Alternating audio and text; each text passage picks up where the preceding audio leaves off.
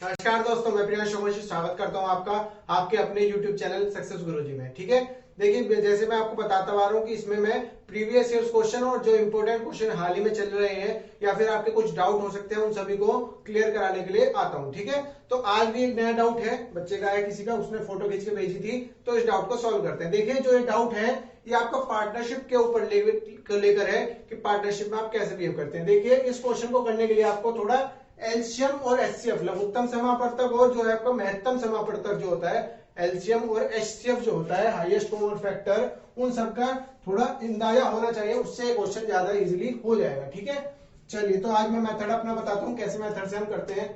देखिए इस क्वेश्चन को पूरे को थोड़ा शॉर्ट में समझ लेते हैं या शॉर्ट में लिख लेते हैं कैसे है, और जिनको हिंदी में नहीं प्रॉब्लम है, मतलब कि हिंदी इंग्लिश समझ में नहीं आ रही, उनको हिंदी में बता देता हूँ। देखिए पी क्यू आर जो है वो पार्टनर्स हैं एक बिजनेस के अंदर। पी क्यू आर जो है वो पार्टनर्स है एक बिजनेस के अंदर। जो पी है मतलब कि पी क्यू आर जो है उन्होंने कुछ पैसा इन्वेस्ट किया होगा कुछ टाइम के लिए एक बिजनेस को खोलने के लिए। ठीक है, फिर क्या लिखा है, P whose money has been used for 4 month, मतलब कि जो पी है जिसकी पैसा जो वो 4 महीने के लिए यूज किया है वो 1/8 ऑफ द प्रॉफिट को क्लेम करता है। मतलब कि बी ने जो अपना पैसा लगाया है वो 4 महीने के लिए लगाया है और जो केवल जितना टोटल प्रॉफिट होगा वो उसका 1/8 को अपना क्लेम करता है कि जितना टोटल प्रॉफिट है उसका 1/8 पार्ट मुझे चाहिए। ठीक है, क्यों, whose money has been invested वो 6 मंथ, जो पी ने जो 4 महीने के लिए लगाया पैसा, वो कुछ पैसा क्यों ने 6 महीने के लिए लगाया और वो क्लेम करता है कितना, 1/3 ऑफ द प्रॉफिट, मतलब कि जितना प्रॉफिट टोटल हुआ है उसका केवल 1/3 पार्ट वो उसका अपने आप को क्लेम करता है कि मुझे इतना पैसा मिलना चाहिए। अच्छा, आर इन्वेस्टेड, आर ने 1560 रुपए इन्वेस्ट किए हैं कितने दिन के लिए, 8 महीने के लिए।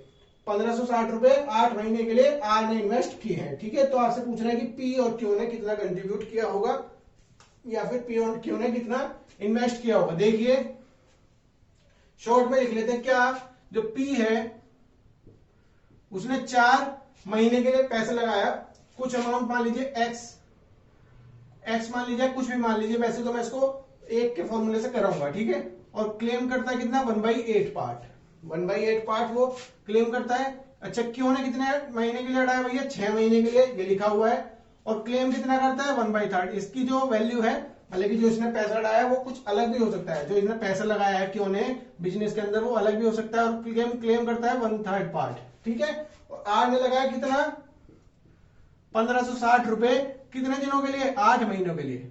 ठीक है, आपका क्वेश्चन केवल इतने उसमें पूरा हो गया। आपको केवल पी और क्यू ने कितना, एक्स और वाई की वैल्यू आपको फाइंड आउट करनी है कि एक्स और वाई क्या होंगे। देखिए अब मैंने आपको ये बता ही दिया है, अब क्वेश्चन की आपको कुछ जरूरत नहीं है, बस आपको ये याद रखना था कि पी और क्यू के कितने टाइम के लिए और क्यू ने आर ने कितने पैसे लगाए हैं बिजनेस के अंदर। ठीक है, तो हमने एक क्वेश्चन को कुछ इस तरह से लिख लिया। ठीक है, चलिए अब इसको थोड़ा ठीक से लिखते हैं क्या।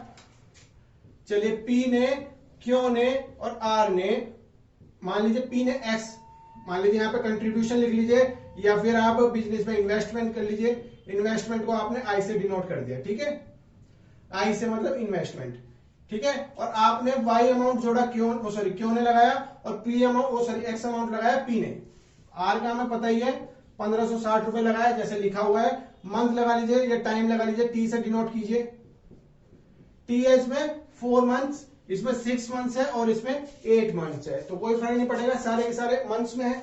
अच्छा, प्रॉफिट कितना मिल रहा है भैया, पी प्रॉफिट कितना कह रहा है, 1/8 1/3, और किसका कह रहा है, टोटल प्रॉफिट का, टोटल का कह रहा है, टोटल प्रॉफिट का, टोटल का कह रहा है, और इसके बारे में तो कोई बात ही नहीं की गई, इसका तो हमें पता ही नहीं है, तो हमें टोटल प्रॉफिट निकालना पड़ेगा। देखिए टोटल प्रॉफिट निकालने के लिए कुछ नहीं करना, हमें क्या दिया गया 1/8 और 1/3। यहां पर आपको थोड़ा एलसीएम और एचसीएफ की जरूरत पड़ेगी ताकि आपको पता चल जाए कि आप कुछ चीज एज्यूम कर लें कि आपका टोटल प्रॉफिट कितना होगा। देखिए 8 और 3 का अगर आप एलसीएम लेंगे तो क्या बैठेगा, 8 और 3 का जब एलसीएम लेंगे तो आपको मैं एलसीएम वाली क्लास में बता दूंगा।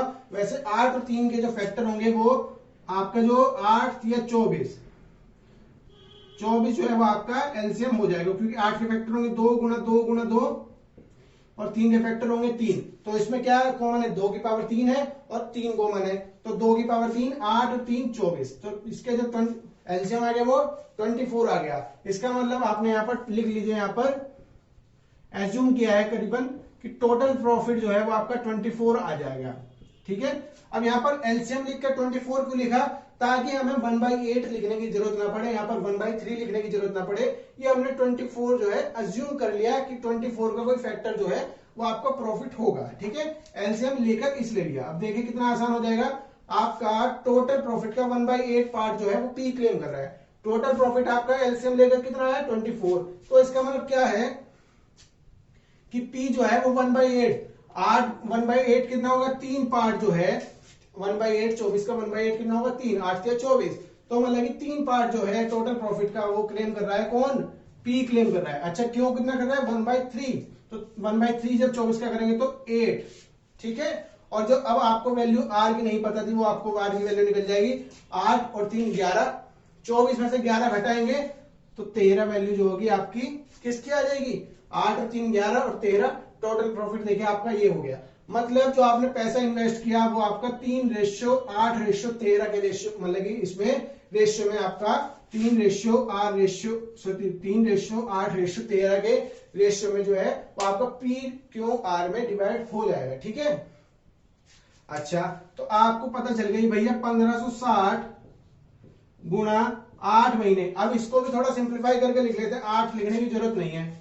अब आप 2 महीनों से डिवाइड कर लीजिए, 2 दूनी 4, 2 तिया 6 और 2 चौक 8। ठीक है, तो यहां पर मानिए 1560 को 4 महीने के लिए आपने लगाया और उसको आपको 13 यूनिट का फायदा हुआ। ये अभी आपका पूरा टोटल प्रॉफिट नहीं है, ये केवल एक यूनिट है, 24 यूनिट उसको रिप्रेजेंट कर रही है, तो ये भी आपका एक यूनिट होगा। ठीक है, तो 13 यूनिट रिप्रेजेंट कर रही है कितना, 1560 बट इंटू 4 में। अच्छा तो एक यूनिट आपका कितना प्रॉफिट दिखाएगी, एक यूनिट आपको कितना प्रॉफिट दिखाएगी भैया 1560 गुना 4/13। ठीक है, 13 एकम 13, 13 दूनी 26, 12 चौक 448, मतलब कि 101 यूनिट की वैल्यू आपकी आ गई कितनी 480। आपको पी का क्यू का प्रॉफिट पता चल जाएगा, भैया पी का प्रॉफिट कितना है, 1 यूनिट की वैल्यू आपकी 480 आ गई, तो पी जो है वो आपका कितना यूनिट है, 3 यूनिट है, तो प्रॉफिट ऑफ पी कितना हो गया, प्रॉफिट ऑफ पी हो गया आपका 3 गुना 480, 3 गुना 480, मगर ये तो प्रॉफिट है, तो 3 गुना 480 को आपको किसके बराबर रखना है भैया, x इंटू 2 के बराबर रखना है, क्योंकि 2x ही तो उसने x अमाउंट को 2 महीने के लिए लगाया, तो इसलिए 2x लिया, तो आपने 2 से जब यहाँ पे डिवाइड करेंगे तो 240 आएगा, और 24 दिया होता है 72, तो x की वैल्यू आपकी कितनी आ गई 720, 720 रुपए जो है वो पी ने भी लगाए होंगे और आर ने लगाए होंगे 1560 रुपए, तो क्यों वो सॉरी पी ने लगाए होंगे 720 रुपए। ठीक है, ये समझ में आ गई, ये जो प्रॉफिट है ये आपने वैल्यू इन्वेस्टमेंट इनटू टाइम के इक्वल रख दी, तो आपका आंसर आ जाएगा। ठीक है, अब क्यों का प्रॉफिट देखो, क्यों का प्रॉफिट कितना हो रहा होगा, 8 का प्रॉफिट हो रहा है भैया, 8 का रेशियो का 8 यूनिट का प्रॉफिट हो रहा है, मगर 8 यूनिट जो है वो 480 यूनिट 480 के बराबर है, 8 यूनिट जो है 8 यूनिट का प्रॉफिट हो रहा है और 480 के बराबर है, और इन्वेस्टमेंट कितने दिन के लिए कर रहा है, y यूनिट की इन्वेस्टमेंट कर रहा है, y अमाउंट की इन्वेस्टमेंट कर रहा है, 3 महीने के लिए कर रहा है, मगर अब 3 महीने के लिए कर रहा है, तो 3 एकम 3, 3 छंग 18, ठीक है, 16 8 1260, 1260 रुपए will be your right answer. समझ में आ गया, 1260 रुपए, 1280, 16 8 128, ठीक है, ठीक है, समझ में आया, ठीक है, 128। तो आपका जो सही आंसर होगा वो क्या होगा, जो पी की इन्वेस्टमेंट है वो 720 रुपए हो जाएगी, 720 रुपए हो जाएगी, और जो आपकी क्यों की इन्वेस्टमेंट है वो 1280 हो जाएगी, और जो आर की इन्वेस्टमेंट है 1560 तो दिया ही है। ठीक है, तो ये क्वेश्चन यहाँ पर खत्म होता है। अगर आपको कुछ और इन्वेस्ट मतलब कि कुछ और क्वेश्चन पूछने हैं, या फिर मैं अच्छे अच्छे क्वेश्चन तो आपको कराते रहूंगा जो प्रीवियस ईयर्स में आए हुए हैं, तो ठीक है, अभी के लिए इतना ही।